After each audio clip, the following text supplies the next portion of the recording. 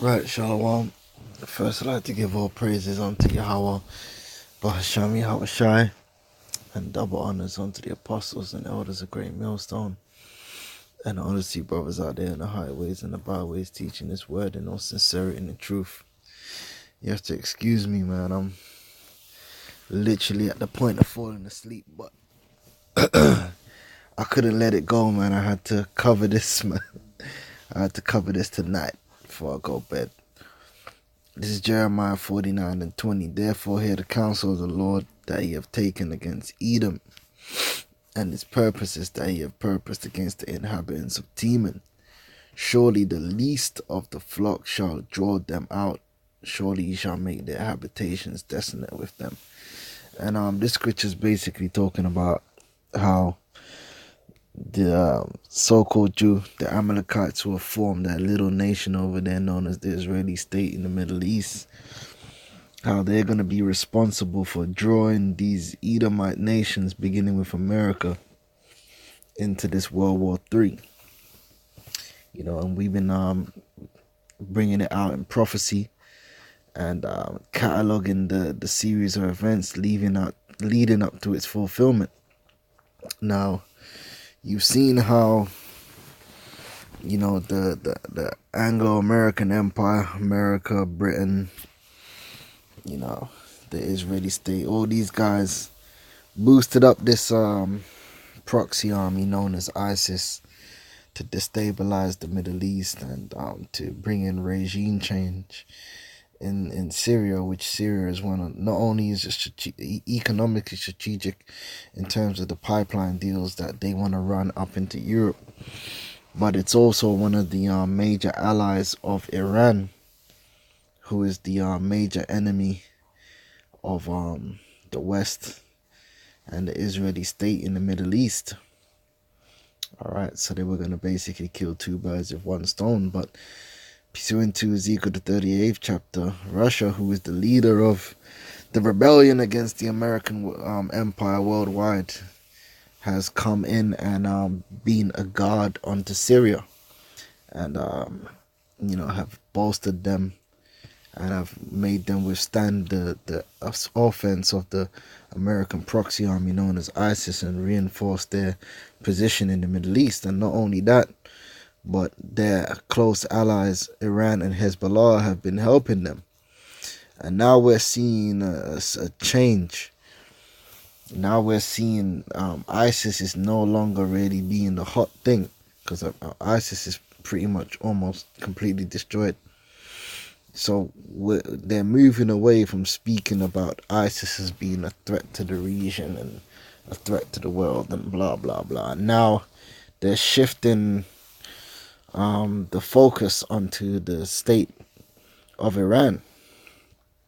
Okay, so you look for more and more propaganda, especially where we're leading up to where it is predicted that Donald Trump is gonna pull out of the nuclear agreement. And you know, if he does that, that's gonna fast forward things and move everything closer to where we want it to be. You know, so you gotta be looking out for these prophecies, man. You know, mark of the beast, all that. Now, the article says World War III warning, 80,000 Iranian fighters could launch ground invasion to break up Israel. The shock revelation of an alleged Iranian base in Syria close to the Israeli border holding up to 80,000 fighters has threatened to push the world closer to an outbreak of conflict, according to expert commentators on the BBC. Now, we must remember that these troops have been invited into Syria to fight ISIS. Alright, but the Israeli state, being the eternal victims that they are threatened by this what's the word I need to use, projection of Iranian military power throughout the Middle East, man, and into Syria. Alright. This is the Israeli ambassador to the UN revealed earlier this week a photo of an alleged Iranian base near Damascus holding up to 80,000 fighters. In response, Israel insisted the country would launch a military strike to prevent Tehran from launching a ground invasion across the nearby border. Now, I mean, that would be pretty messy if the Israelis were to launch an attack on this base. I could only assume that not only would there be Israeli jets being shot down, but you would have a significant loss of life in that particular military base. And how the Iranians will react, well, we'll have to see. But with scripture speak about the Carmanians raging in wrath, man. So we'll see what's up with that. But it says Ambassador Danny Danon presented the aerial photograph on Thursday, telling the UN Security Council there are over 80,000 extremists. You gotta love Esau and his propaganda, man. From all over the Middle East, who are members of Shia militias in Syria under Iranian control. It is at this base, just over 5 miles from Damascus, where these dangerous extremists are trained and then assigned their missions of terror throughout Syria and the region. So let's play this clip right here. Of course, the Americans don't share a border with Iraq. It didn't really stop the Americans in Iraq. But these conversations... But they moved the whole army there. Yes, they did. Alex, and that's my point. Unless Iran wants to send a couple of divisions across Iraq into Syria. Okay, well, 80,000 so far is not a small troop. Some of whom are Hezbollah fighters from Lebanon. Nevertheless, taken together, tens of thousands of troops in market is not a small maneuver. These conversations we're having are related. People don't want the Iranian regime to become the next North Korea, empowered with nuclear capability to reinforce itself and to stop conventional intervention without the risk of nuclear retaliation. It was, of course, your president, Agnes, maybe he's hanging out with Trump so much has affected his diplomacy, who tweeted, no less, Iran will not be a nuclear power, not in 2 years, not in 5 years, never. And these are tough lines being taken, but they are informed by the fact that we don't want to get into that situation we are again with North Korea. Right, and that the significant that is that you got this whole deal with the nuclear deal, you know, that's coming up shortly. So, you know, it's all good.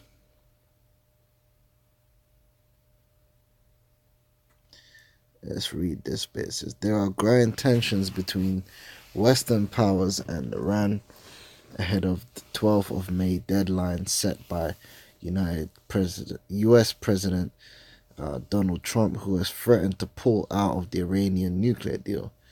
Mr. Trump has vowed never let Iran have nuclear weapons, but refused to say if he would consider military force.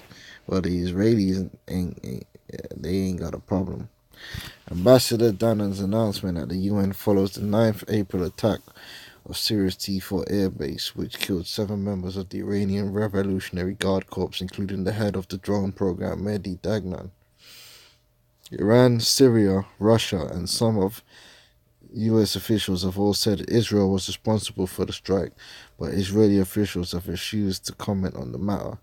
Israeli officials have previously stated that they will not allow Iran to entrench itself in Syria, noting it as a red line for military action. Alright, so, I mean, you can see how things are unfolding. These Israeli, rats, they're under pressure over there. Alright, their position is being threatened. And being the everlasting victim that they are, they're going to lash out, man. And when they do, there's going to be a response. And then there's going to be a response to that response and a response to that response. And off we go, man. World War III. So, you can see we're close to the end. All right. And Lord will, I'm going to go sleep now because I'm tired as hell. But I just had to bring out this article, man.